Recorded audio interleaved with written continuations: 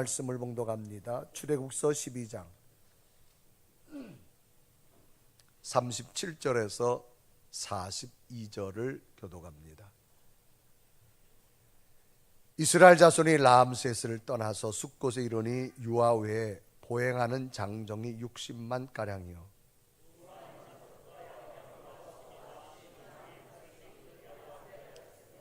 그들이 애굽으로부터 가지고 나온 발교되지 못한 반죽으로 무교병을 구웠으니 이는 그들이 애굽에서 쫓겨나므로 지체할 수 없었으며 아무 양식도 준비하지 못하였음이었더라. 430년이 끝나는 그날에 여호와의 군대가 다 애굽 땅에서 나왔은즉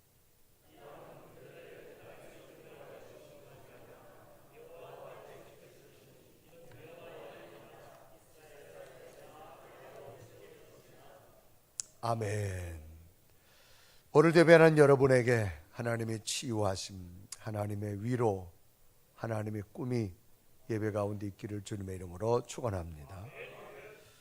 자, 우리 옆에 분 한번 인사합시다. 한 주간 동안 평안하셨습니까?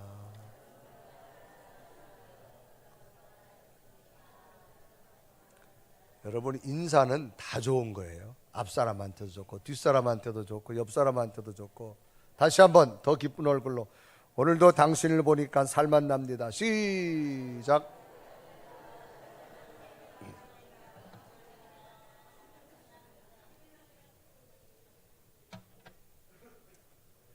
할렐루야. 아멘 좀 더 크게 해봐요. 할렐루야. 교회 와서 아멘은 뭐냐? 내게도 그렇게 이루어질 줄로 믿습니다. 그런 고백이에요. 그러니까 설교 듣다가 아멘을 많이 하면 이 성경의 역사가 여러분 속에 그대로 돼요. 그렇게 되기를 축원합니다. 근데 고개는 이렇게 아멘하면 좋은데 아멘 이렇게 하면 안 돼요. 할렐루야. 그러니까 주무시다가도 이렇게 떨어져야지 고개가 뒤로 떨어지면 이게 안 되니까. 단어 가운데 의미라고 하는 단어가 있습니다. 이것은 말이나 글의 뜻이에요. 뜻은 무엇을 하겠다고 속으로 마음 먹는 걸 뜻이라 그렇게 말합니다. 그래서 의미는 말이나 글이 보이지 않지만 그 속에 담겨져 있는 내용이 있습니다. 그래서 우리는 그런 말 있죠. 말에도 씨가 있다는 말을 합니다. 그 사람 말이 지금은 보여지지 않지만 그 사람 내면 속에 말을 하는 순간 사람은 내 마음이 그렇게 움직여지는 걸 말합니다. 그래서 의미라고 하는 것은 내가 말하거나 글을 쓸 때 그 속에 보여지지 않지만 그 속에서 벌써 시작되고 있는 정신적 세계의 뜻을 나타내고 있습니다. 그래서 어떤 의미냐 참 중요합니다. 이런 의미는 우리들의 삶 가운데 매우 중요함을 느끼게 됩니다. 우리들의 삶 속에서 어떤 의미를 바로 이해할 수 있다면 좋은 결과를 만들어내지만 의미를 바로 이해할 수 없다면 좋은 결과를 만들어내지 못하는 경우가 종종 있습니다. 가령 누군가가 나에게 한마디 말을 했는데 그 의미를 바로 잘 이해할 수 있고 수용할 수 있다면 소통도 잘 되고 참으로 좋은 결과를 만들 수 있지만 그렇지 못한다면 소통도 되어지지 않고 좋은 결과도 만들 수가 없을 겁니다. 가령 초등학교에서 선생님이 아이에게 꾸중을 했습니다. 그런데 그 꾸중의 의미를 그 아이가 잘 받아들인다면 그 아이는 분명히 훌륭한 아이가 될 수 있지만 그 꾸중의 의미를 바로 이해하지 못하고 꾸중의 의미를 모른다면 굉장히도 기분 나쁜 결과를 초래할 겁니다. 오히려 그것 때문에 선생님과의 관계가 멀어질 수도 있습니다. 이런 의미는 우리 삶에 참 중요한 부분인데 이런 의미를 제게 한번 적용해 본다면 왜 하나님께서는 부족한 제게 분이엘 교회에서 성도들과 목회적인 사명을 할 수 있도록 하나님께서 사역을 맡겼을까라고 하는 그 의미를 잘 찾는다면 하나님은 더 놀라운 일들을 이루시지만 만약에 그 의미를 찾지 못한다면 하나님께서는 더 놀라운 일을 이루지 않으실 거라고 느껴집니다. 이런 질문은 저뿐만 아니라 우리 모두에게 주는 질문이 아닌가. 왜 하나님께서는 우리 모두에게 각각 귀중한 직분을 허락해 주셨을까? 하나님은 왜 이런 은사를 내게 주셨고 왜 내게 이런 사명을 주셨을까?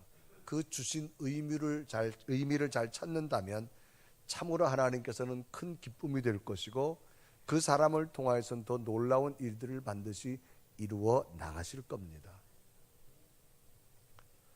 1800년대 후반에 미국의 유명한 스탠다드 석유회사, 그러니까 스탠다드 오일 컴퍼니라고 하는 회사가 있습니다. 여기 한 점원이 있었는데요. 그런 출장을 가면 항상 우리 말하면 숙박부 호텔에다가, 지금은 다 전산이지만 1800년도 후반이니까 직접 거기다 이름을 쓰게 되어져 있습니다.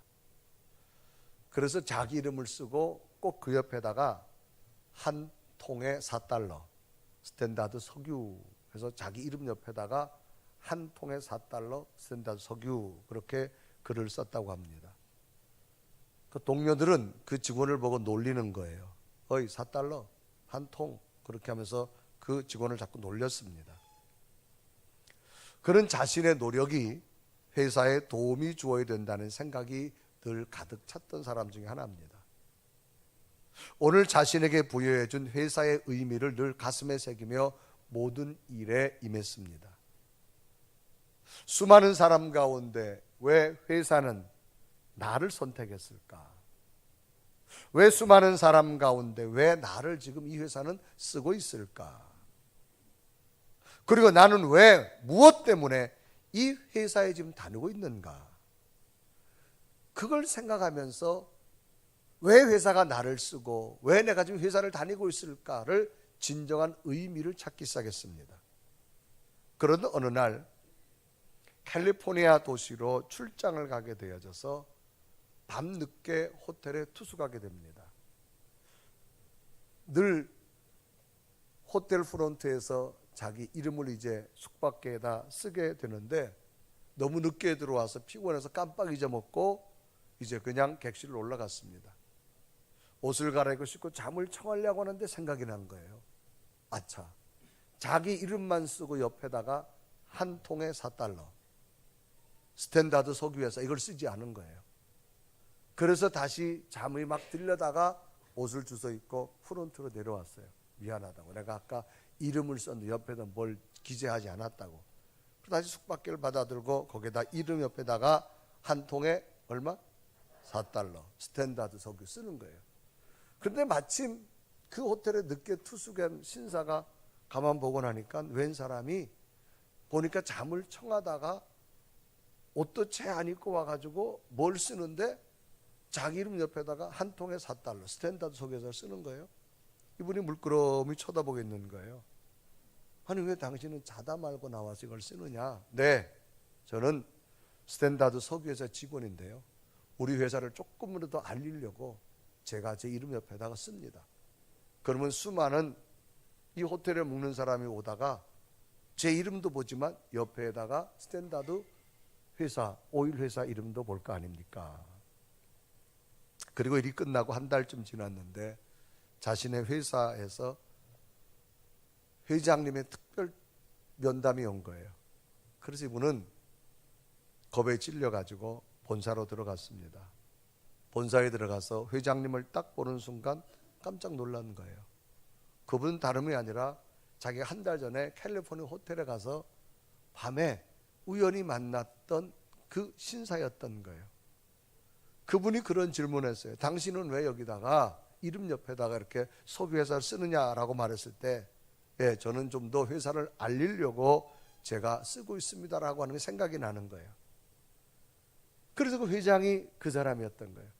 그러면서 그 회장이 하는 말이, 이 회장은 당시 미국의 유명한 스탠다드 이 오일 회사를 운영했던 록펠러 회장이었습니다.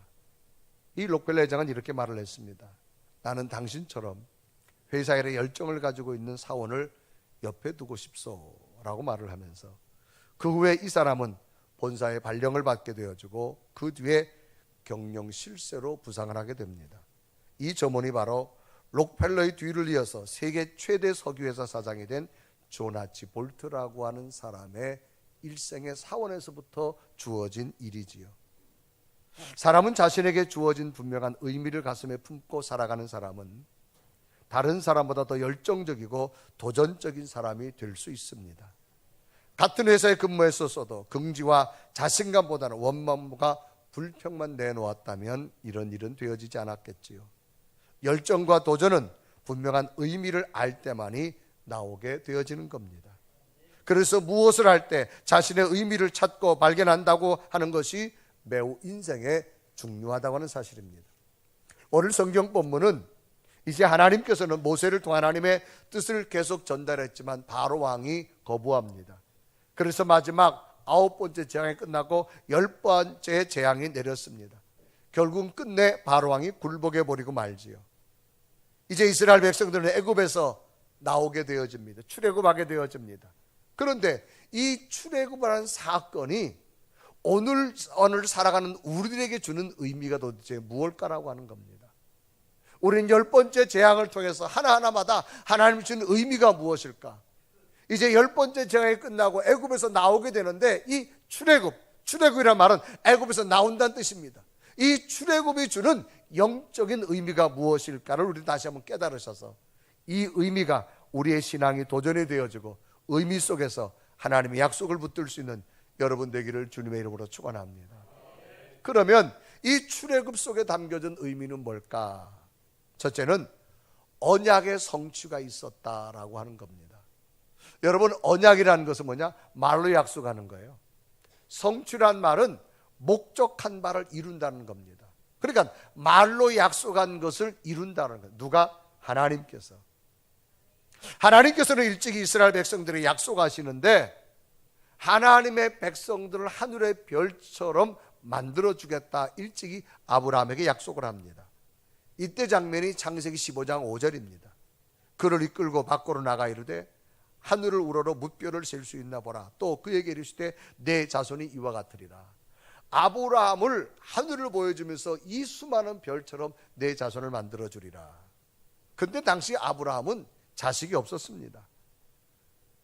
이제 자식이 없어서 아브라함이 고령이 돼서 이제 곧 죽음을 준비하다가 이때 당시는요, 자기가 죽으면 자기 자녀에게 모든 걸 유산을 물려주는데 자식이 없으면 자기 집에서 길리운 종 가운데 가장 신실한 사람을 선택해 가지고 자신의 모든 유산을 물려주게 됩니다. 그래서 아브라함이 나이가 들어서 이제 죽음을 맞이해야 되는데 자식을 하나님이 주시지 않아 가지고 자기가 집에서 길리운 엘리에셀이라는 종이 있습니다. 그 엘리에셀 종에게 자신의 모든 걸 물려주려고 합니다. 그런데 이때 하나님께서 부르는 거예요. 아브라함아, 엘리에셀이 아니라는 거예요. 앞으로 네 몸에서 날 자가 이처럼 하늘의 별처럼 많아질 것이라고 말합니다. 이때 장면이 창세기 15장 4절과 5절은 기록하지요. 여호와의 말씀이 그에게 말하시되 그 사람이 내 상속자가 아니라 내 몸에서 날 자가 내 상속자가 되리라 하고 5절에 보면 그를 이끌고 밖으로 나가 이르시되 하늘을 우러러 무뼈를 셀 수 있나 보라. 또 그에게 이르시되 내 자손이 이와 같으리라. 지금 자신의 집에 자식이 없어서 이제 죽음을 준비하는 아브라함에게 엘리에셀에게 자기는 모든 걸 물려주려고 하나님이 아니라는 거예요. 내 자손이, 내 몸에서 날 자손이 하늘의 별처럼 많아지리라. 당시 아브라함은 아무리 하나님이라도 그 하나님 말이 믿어질 수가 없어요. 왜? 자기는 이제 고령이라서 죽음을 준비해야 될 상황인데, 근데 어떻게 내 몸에서 날 자손을 통해서 하늘의 별처럼 만들어준다? 그런데 오늘 성경은 뭐라 기록하느냐? 이제 이스라엘 백성들이 애굽에서 나오는데 그때 숫자를 기록했는데 숫자가 장정만 60만이라고 기록합니다. 그래 출애굽기서 12장 37절에 보니까 이스라엘 자손이 라암셋을 떠나서 숫곳에 이르니 유아 외에 보행하는 장정이 60만 가량이요. 여기서 장정이 60만이라고 하는 숫자는요, 당시 여자와 20세 이하의 사람은 계수하지 않습니다. 그러니까 이 장정이란 말은 힘이 최고의 성인이 되어진 남성을 말합니다. 이때 숫자가 60만이라고 말합니다. 그러니까 부녀자와 또 노약자 또 아이들까지 합치면 적어도 200만 정도로 추측합니다. 이 숫자는 야곱이 430년 전 요셉의 초청을 받아서 애굽 땅에 처음 왔을 때 그때가 70명이었습니다. 그런데 지금 200만이 됐어요. 그러면 아브라함 때 그 다음에 아들이 이삭입니다. 이삭 다음에 야곱입니다. 야곱 다음에 요셉입니다. 그러니까 아브라함 다음에 이삭, 야곱.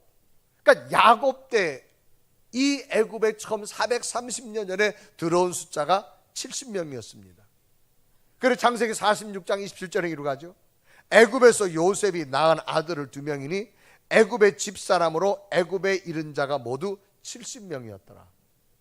그런데 430년이 지났는데 지금 얼마나 됐느냐? 장정만 60만, 부녀자와 아이까지 노약자가 합치면 200만 정도로 추측합니다. 어떻게 70명이 200만 명가량이 되어져 있을까라고 하는 겁니다. 영국의 고전 경제학자, 이분은 멜더스라는 사람입니다. 이분은 인구 통계에 대해서 굉장히 아주 경제적으로 유능한 사람입니다.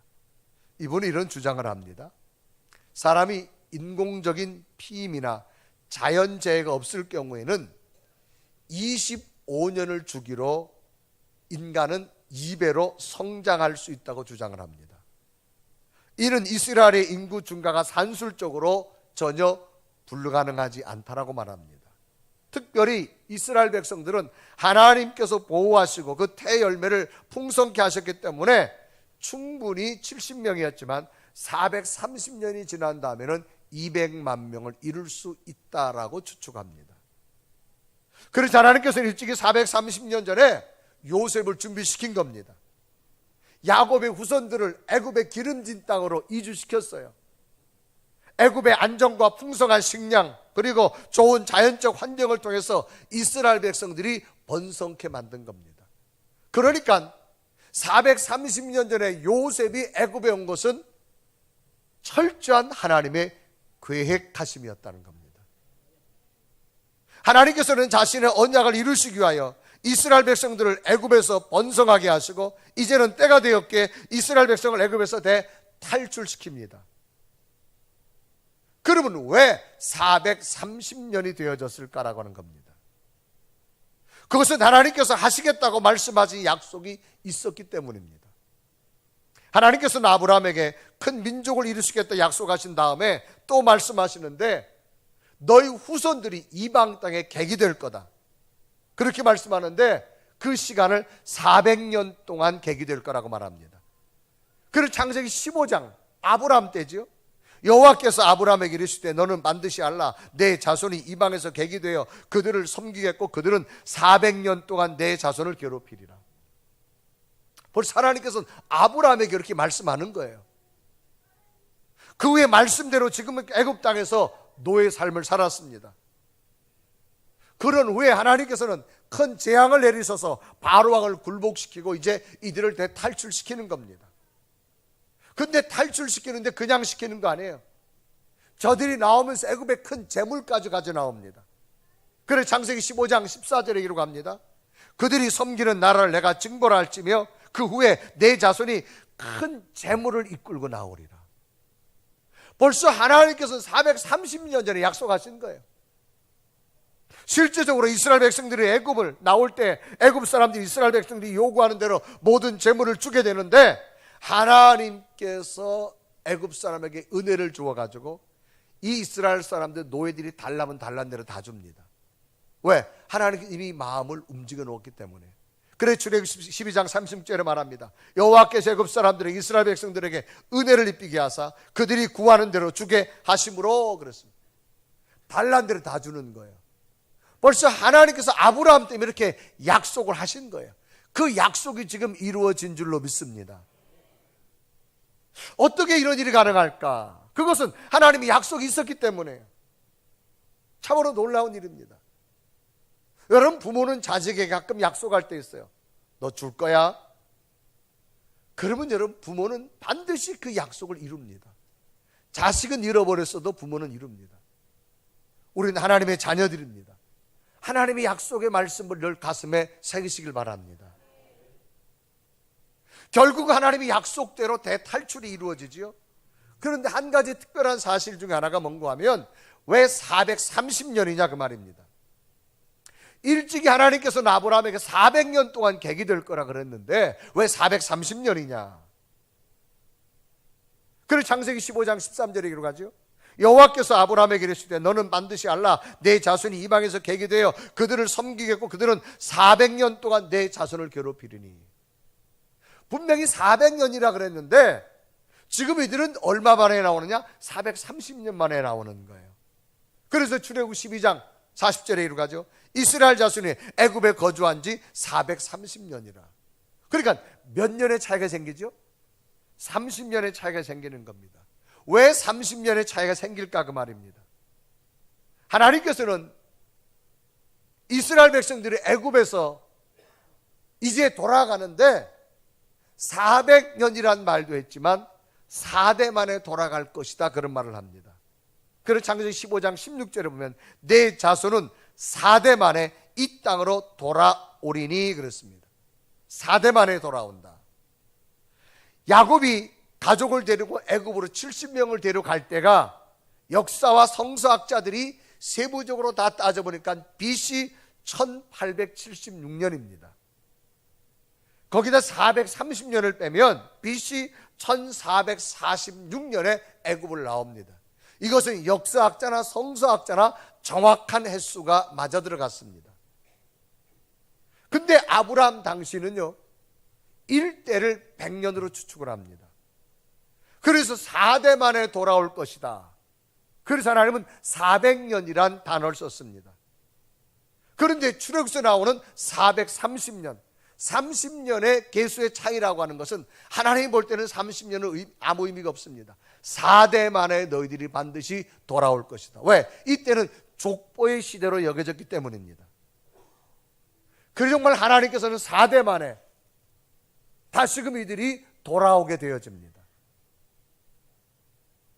그러니까 하나님께서는 말씀대로 이루어 주신다고 하는 겁니다. 또 다른 내용으로 보면 이스라엘 백성들이 애굽에 나올 때 수많은 잡족이란 말이 있습니다. 그래서 오늘 본문 38절에 기록하죠. 수많은 잡족과 양과 소와 그랬습니다. 여러분, 잡족이란 말은 에레브라브라고 하는 단어로 혼합된 다수, 또 섞인 무리라고 하는 말입니다. 이들이 이제 애굽을 나올 때 여기는 이스라엘 백성, 혼혈된 자들, 또 개종한 셈족족들, 애굽의 사람들이 포함되어 있는 걸 말합니다. 그러니까 이제 애굽을 나올 때 순수한 이스라엘 사람들이 아니라 혼합된 민족도 있었고 애굽 사람이 개종을 해서 다시 이스라엘 민족을 따라 나온 사람도 있었고 여러 가지 약속의 사람들입니다. 그런데 왜 이것이 하나님 말씀대로 이루어졌느냐? 일찍이 하나님께서는 아브라함에게 분명히 말합니다. 너로 말미암아 내게 복의 근원을 삼을 것이다. 그래서 창세기 12장 3절을 보면 너를 축복하는 자에게는 내가 복을 내리고 너를 저주하는 자에게는 내가 저주하리니 땅의 모든 족속이 너로 말미암아 복을 얻을 것이나. 왜? 아브라함은 복의 근원이에요. 그러니까 아브라함의 후손들이 이제부터 나올 때 이들이 따라 나왔다는 얘기는 이들이 하나님의 복받는 반열에 서게 되어짐을 말합니다. 그러므로 출애굽 의미 속에는 분명한 하나님의 약속의 말씀이 실현되어져 있는 의미를 발견한다 이 말입니다. 오늘도 우리가 신앙의 삶을 살아가면서 하나님의 말씀을 늘 접합니다. 말씀을 듣기도 하고 말씀을 읽기도 합니다. 여러분, 순간순간 가슴에 준 말씀을 꼭 붙드십시오. 약속대로 이루어 주실 줄로 믿습니다. 오늘도 일부 예배를 마치고 지하에 가니까 차를 마시는 분들이 계셨어요. 갔는데 한 분이 그래요. 목사님 잠깐 보세요. 왜 그러니까 자기가 오늘 설교 말씀을 듣다가 너무너무 참 신비롭다는 말을 썼대요. 왜 신비롭느냐? 자기가 그래도 여기 좀 산지도 꽤 오래됐는데 자기가 늘 궁금했대. 교회 왜 십자가를 반대로 돌려놨을까? 이쪽이 마을이면 교회 십자가를 이쪽으로 달아야 되는데 왜 십자가를 저쪽으로, 자기가 참 궁금했대. 늘 봐도 뭐 산이고 부대고. 그런데 자기가 오늘 아침에 문득 차를 타고 오다가 위례에서 오는데 십자가가 이쪽을 보고 있더래요. 자기가 너무 놀랬다는 거야. 예전에는 왜 이쪽으로 십자가를 했을까 그게 궁금했는데 오늘 문득 오다 보니까 아니 이곳에 십자가를 세워야 될 하나님의 의미를 알겠더라는 거예요. 그리고 오늘 목사님의 말씀을 듣다 보니 야, 하나님은 미리 아시고. 아멘 좀 해요. 이쯤 되면. 할렐루야. 하나님은 미리 아시고 설계사를 통해서 이쪽으로 돌리게 하셨고. 누가 봐도 여러분 이거는 이상하잖아요. 그래도 교회 하면 십자가를 동네를 보고 세워야지. 아니 산을 보고 세운다는 게 여러분 전혀 의미가 없잖아요. 그런데 하나님은 미리 아시고. 아멘. 여러분, 여러분들이 보기엔 지금 되어진 일이 이해가 안 되는 것도 걱정하지 마세요. 하나님은 여러분 반드시 더 좋은 일을 이루실 줄로 믿습니다. 그 약속을 붙드시기를 축복합니다. 두 번째 이 출애굽에는 어떤 의미가 있을까? 하나님이 채우신다는 거예요. 하나님의 채우심이 있습니다. 여러분, 채우다라고 하는 말은 일정한 공간에 더 들어갈 수 없을 정도로 자꾸 집어넣는 걸 채우다 그 말입니다. 자, 컵이 있어요. 컵을 물로 채우는 겁니다. 또 꽃병에 꽃을 채우는 겁니다. 쌀통에 쌀을 채우는 겁니다. 책꽂이에 책을 채우는 겁니다. 돈지갑에 돈을 채우는 겁니다. 그런데 이 채우는 것이 그냥 되어지지 않습니다. 무엇을 채우려면 내가 수고를 해야 됩니다. 내가 노력을 해야, 땀을 흘려야 됩니다. 여기 컵이 물이 채워지기 위해서는 그냥 컵이 채워진 거 아니에요. 누군가가 컵을 가지고 생수통에 가서 물을 받는 수고가 있었기에 컵에 물이 담겨져 있는 겁니다. 여러분 지갑에 돈이 채워진 거는 그냥 채워진 거 아닙니다. 여러분이 땀을 흘렸기 때문에 지갑에 돈이 채워진 겁니다. 자신의 노력과 수고 없이는 결코 채워지지 않습니다. 그런 돈을 출애굽 사건을 통해서 본다면 이스라엘 백성들이 채운 게 아니라 하나님이 채워주셨음을 보게 됩니다. 이스라엘 백성들이 애굽에 올 때 430년 전에는 70명이었습니다. 그런데 지금 나오는데 장정만 60명, 부녀자와 아이까지 약 200만 명. 아무리 저들이 노력한다 그래도 노력으로만 되어지는 게 아닙니다. 특히 어떤 일이 있었느냐? 처음에는 70명의 애굽에 왔지만 이들이 인구가 애굽 사람보다 점점 노예가 늘어나는 거예요. 그러니까 애굽 왕이 정책을 만들죠. 저들이 너무 많아지니까 호들이 저들이 모아가지고 다른 나라와 이방과 연합을 해서 반란 일으키면 어떡할까? 우리를 공격하면 어떡할까? 그래서 애굽 왕이 뭘 쓰는가 하면 누구든지 히브리 중에 노예 중에 딸이 태어나면 살려두고 아들이 태어나면 다 죽이라는 법령을 만듭니다. 그러니까 당시 노예들은, 남자들은 태어나면 죽어야 돼요. 그런데 이때 어떤 일이 생기느냐?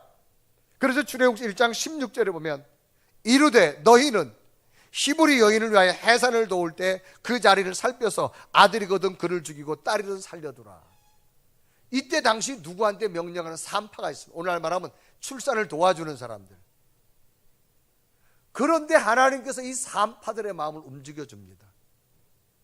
히브리인들이 아들을 낳아도 죽일 수 없게 만들어. 왜? 저들의 마음을 하나님이 움직여놨어요.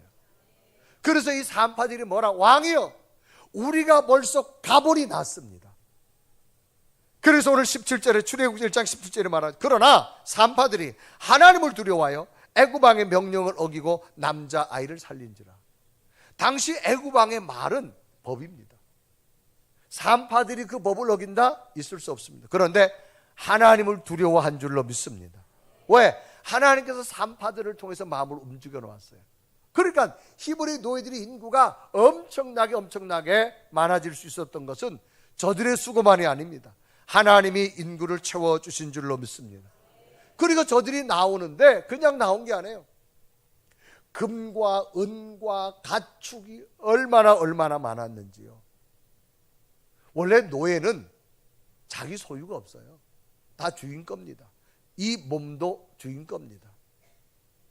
이제 노예에서 430년 동안 해방돼서 애굽을 나온다?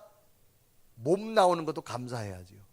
그런데 이들이 나올 때 금과 은을 가져 나오고 소와 양을 가져 나오고, 그래서 성경은 뒤로 갑니다. 출애굽기 12장 38절, 수많은 잡족과 양과 소와 심이 많은 가축이 그들과 함께 하였으되, 보통 많은 정도의 심이 많았다고 말입니다. 다 빼앗겼지만 어떻게 하나님이 저들을 찾아줬어요. 저들에게 채워주셨어요. 그런데 놀랍게도 저들의 방법으로 채워진 것이 아니에요. 하나님께서 벌써 애굽 사람들의 마음을 움직여 놓았어요. 성경은 은혜를 주었다 그랬어요. 은혜를 주어가지고 저들이 금을 달라면 금을 주고, 은을 달라면 은을 주고, 양을 달라면 양을. 그래 출애굽기 12장 36절에 말합니다. 여호와께서 애굽 사람들에게, 이스라엘 백성들에게 은혜를 입히게 하사 그들이 구하는 대로 주게 하심으로 그랬습니다. 구하는 대로 줬어요. 금 달라면 금 주고, 은 달라면 은 주고, 양 달라면 양, 소 달라면 소. 어떻게 가능할까요? 하나님이 채워주셨기 때문인 줄로 믿습니다. 무엇을 착취하고 빼앗겼던 자들이 노예가 달라니까 다 주는 거예요. 불가능합니다. 하나님이 하셨기에 가능합니다. 하나님은 오늘도 어떤 분이야? 채워주시는 하나님. 이 약속을 붙드시기를 바랍니다. 제가 이번 주에는 베트남을 다녀왔습니다. 다녀온 이유는 제가 진행하는 방송 프로그램 가운데 한인 디아스포라를 만나다라고 하는 프로그램은 한국인이면서도 해외에 나가 거주하는 크리스찬들을 찾아가서 그들의 신앙의 이야기와 그들의 삶을 함께 소개하는 그런 프로그램이에요. 그래서 이번에도 베트남에 가서 여러 사람 만났는데 그 중에 한 분이 제게 좀 인상적이었어요. 이분은 부부인데요. 오명수 집사님과 송필교 권사님이라고 하는 분입니다. 특히 송필교 권사님은 송파 사람이고 출신 교회가 새벽교회 출신이에요. 이 오명수 집사님은 대학을 졸업하고 삼성전자 입사를 했습니다. 다니다가 IBM이라고 하는 외국인 회사로 옮기게 됩니다. 나름대로 당시 IBM 회사는 그런 외국인 회사로서 거의 대기업 이상으로 아마 연봉을 줬다 그래요.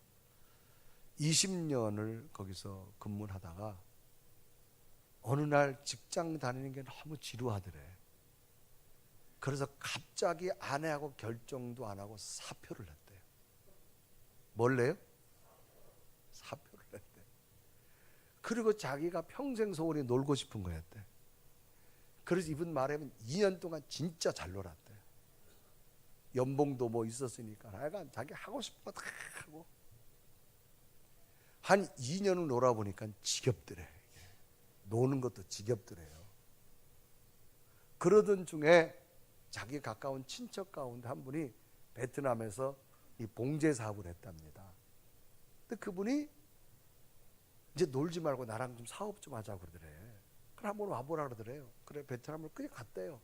갔는데 봉제 이렇게 공장을 하는데 종업원단 300명 되고 뭐 회사가 꽤 규모가 있더래요. 그러면서 나랑 여기 같이 투자해가지고 하자고.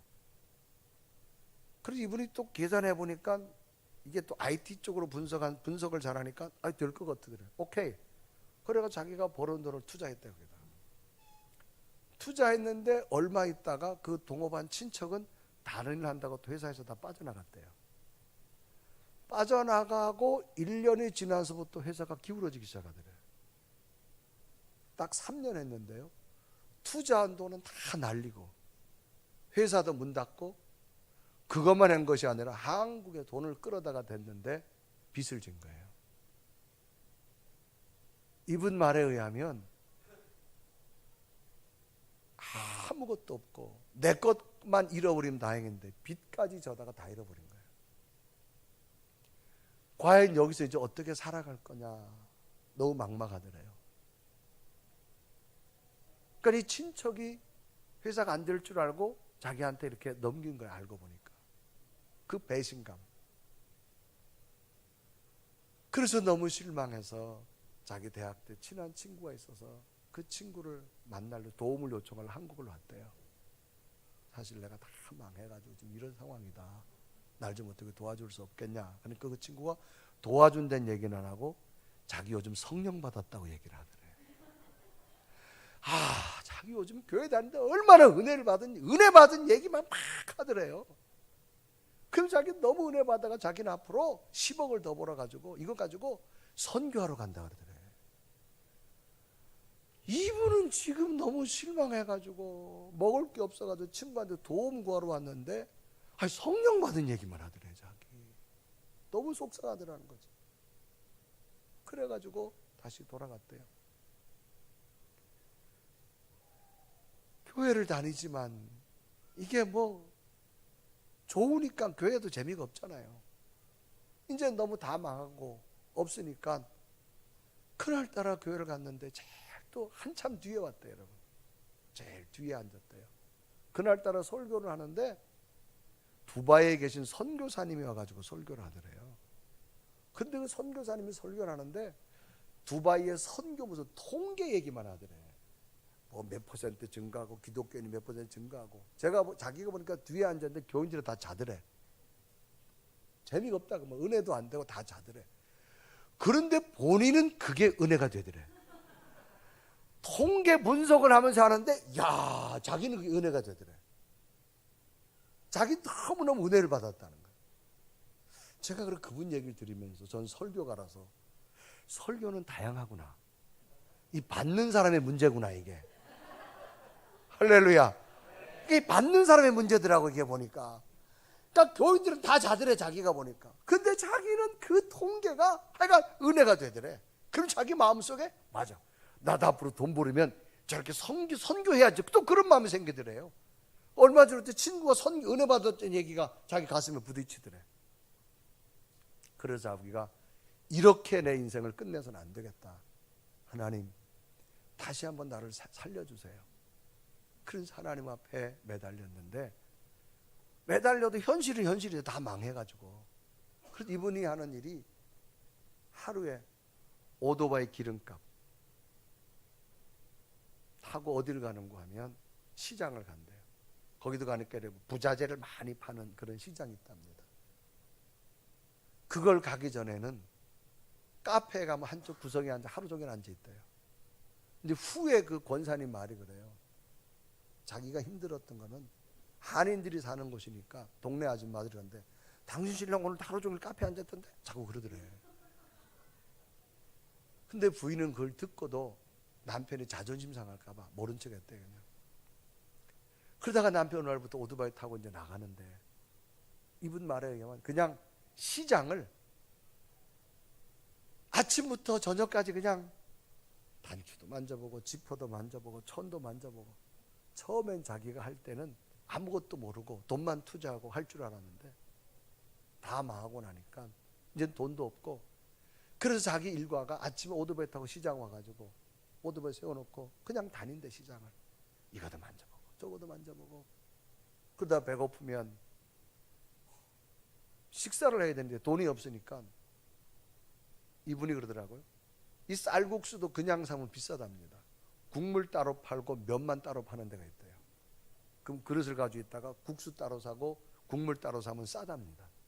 그거 하나 먹고 졸리면 오토바이 앞에서 잠을 자고.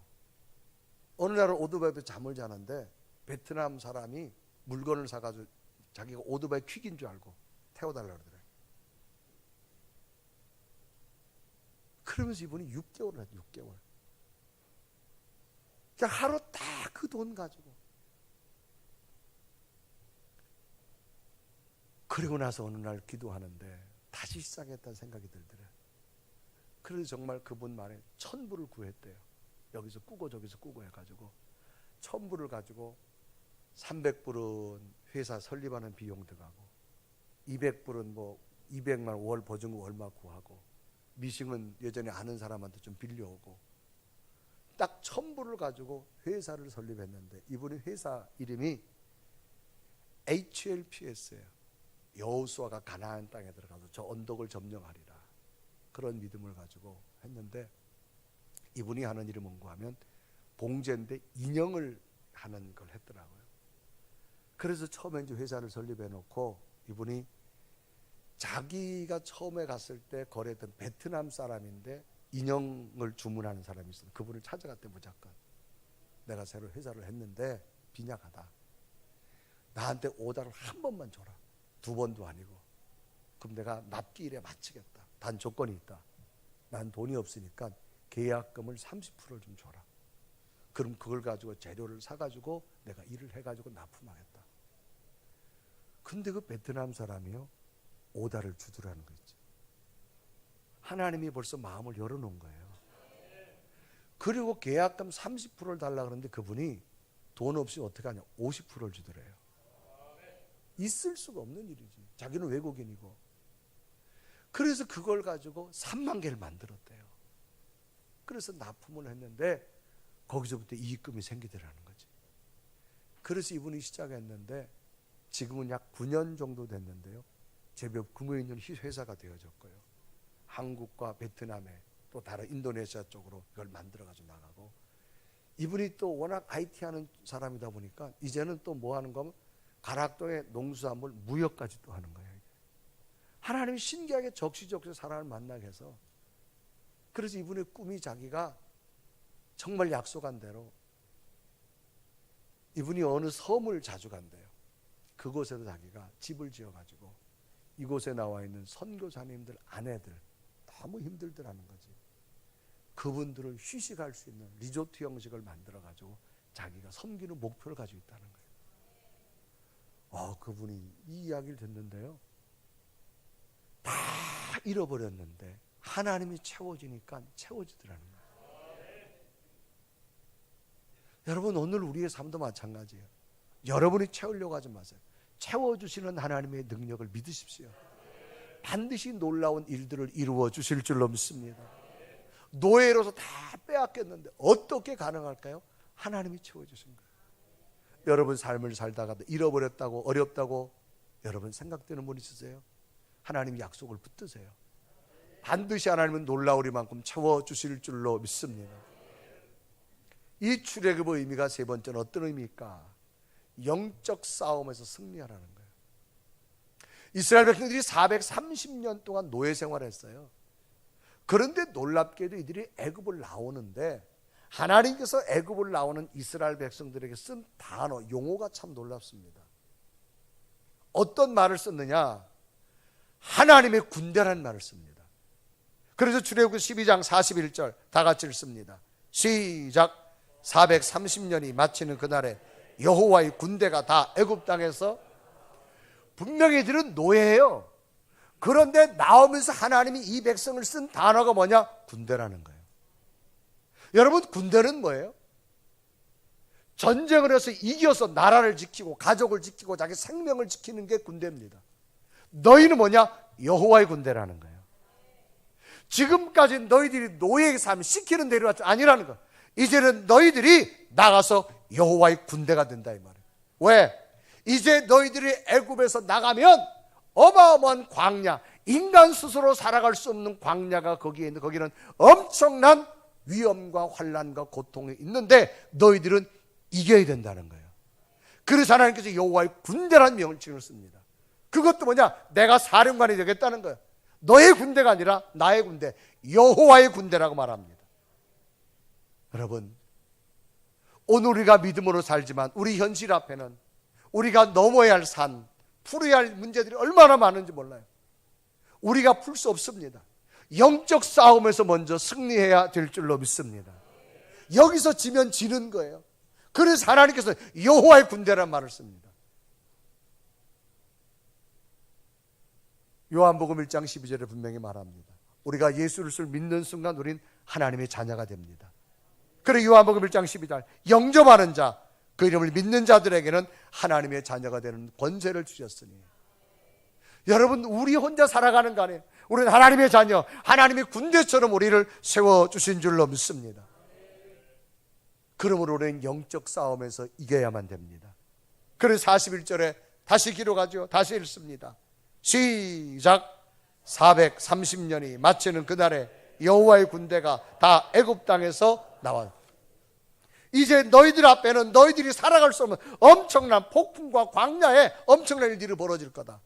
그러나 너희들은 이길 거다. 왜? 내가 사령관이 되어주고 너희들은 군대가 되라는 거예요. 이건 뭘 의미할까요? 영적 싸움에서 하나님 우리를 승리하라고 주신 줄로 믿습니다. 여러분, 우리가 이 땅을 살아가던 사단은 결코 우리를 가만두지 않습니다. 우리를 끊임없이 넘어뜨리려고 합니다. 하나님의 군사가 되십시오. 하나님께서 여러분을 승리하게 해 주실 줄로 믿습니다. 때론 내 생각에서 맞지 않는다고 영적 싸움에서 지지 마시고, 자신의 주어진 상황이 어렵다고 그 환경 속에서 포기하지 마시고, 어떤 상황에서도 하나님이 여러분과 함께 하심을 믿으십시오. 하나님은 여러분과 함께 할 줄 믿습니다. 제2차 세계대전 때 유대인들이 그 유명한 아우슈비츠 수용소에 갇혔습니다. 수많은 유대인들이 다 죽었습니다. 그때 살아났던 정신의학자 빅터 프랭클이라는 박사가 이런 말을 합니다. 유대인 수용소에서 보니까 몸이 튼튼하고 머리 좋은 사람이 살아남는 것이 아니라 내가 왜 살아야 되는 삶의 의미를 찾고 영적 싸움에서 이긴 자들이 살아나더라는 겁니다. 오늘 우리는 자신의 올바른 인식이 필요합니다. 왜 하나님이 이 땅에 나를 살아가게 하셨을까? 내 삶 속에 어떤 일이 날 때 하나님이 내게 무엇을 하라고 원하실까? 여러분, 삶의 의미를 다시 한번 찾으십시오. 하나님이 여러분과 함께 할 줄 믿습니다. 그래서 사도 바울은 수많은 환난을 당하면서도 그는 고백합니다. 이 모든 것이 하나님의 은혜였다고, 그리고 은혜로 살 것이라고. 그래 고린도서 15장 10절에 말합니다. 그러나 내가 나 된 것은 하나님의 은혜로 된 것이니 내게 주신 그의 은혜가 헛되지 아니하여 내가 모든 사도보다 더 많이 수고하였으나 내가 한 것이 아니요 오직 나와 함께 하신 하나님의 은혜로다. 여러분, 내 뜻대로 되지 않았어도, 어려움이 왔었어도 안달복달하지 마십시오. 여기까지 살아온 게 하나님 은혜입니다. 앞으로도 하나님 은혜 주시면 그 하나님은 여러분 채워주실 겁니다. 그 하나님은 약속을 이루실 겁니다. 그 하나님은 여러분들에게 반드시 승리할 수 있는 영적인 능력을 주실 줄로 믿습니다. 다시 한번 출애굽의 의미를 깨닫고 패배자가 아니라 여러분 어떤 상황에도 승리할 수 있는 여러분 되기를 주님의 이름으로 축원합니다. 우리 한번 고백하며 찬양할까요? 하나님, 내가 살아갈 것은 다른 것이 아니라 영적 싸움에서 이겨야 됩니다. 승리할 수 있는 내 믿음 되게 하옵소서. 우리 고백하며 하나님 앞에 찬양합니다. 영광 영광 할렐루야, 영광 영광 할렐루야, 영광 영광 할렐루야, 곧 승리하리라.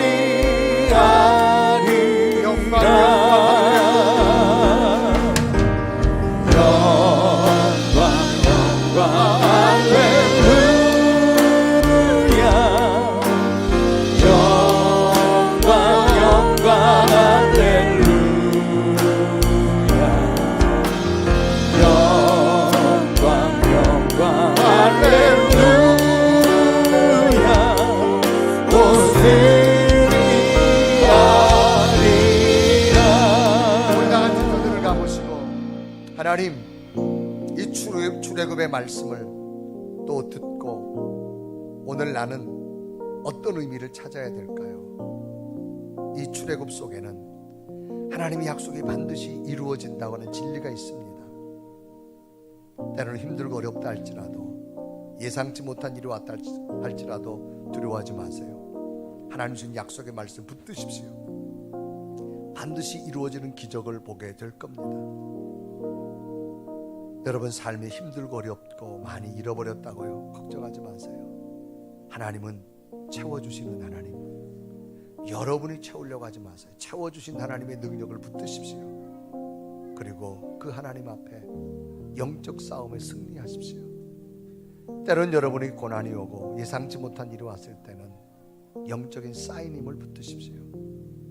이 사인에서 하나님을 붙들고 승리하는 영적 군사가 되십시오.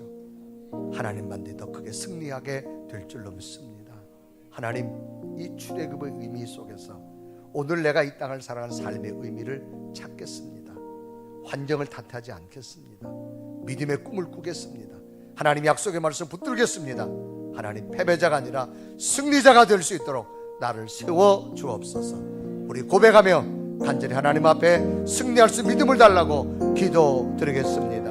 살아계신 하나님, 이 시간도 좋아합니다. 영광 영광 할렐루야.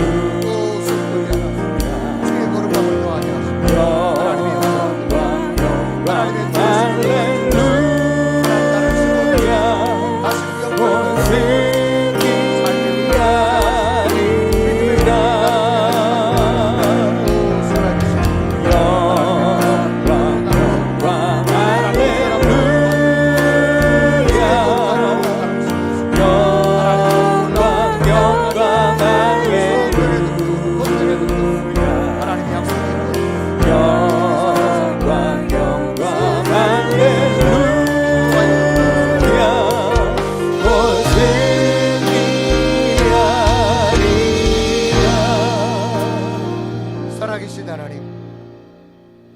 하나님 앞에 세워진 우리들 패배자가 되지 말게 하시고 영적 승리자가 되게 하여 주시옵소서. 이 출애굽의 의미를 다시 한번 내가 깨닫고 오늘 내 삶 속에서도 하나님의 약속의 말씀이 이루어짐을 확인하게 하여 주옵시고 믿게 하여 주옵시고 잃어버렸다 할지라도 실망하지 아니하고 더 크게 채워주시는 하나님의 기적을 보게 하시고 앞으로 펼쳐질 내 삶에 어떤 환경이 온다 할지라도 영적 싸움에서 하나님의 군대가 되어져서 승리하는 자들 되게 하여 주옵소서. 예수 그리스도의 이름으로 간절히 기도드리옵나이다. 아멘.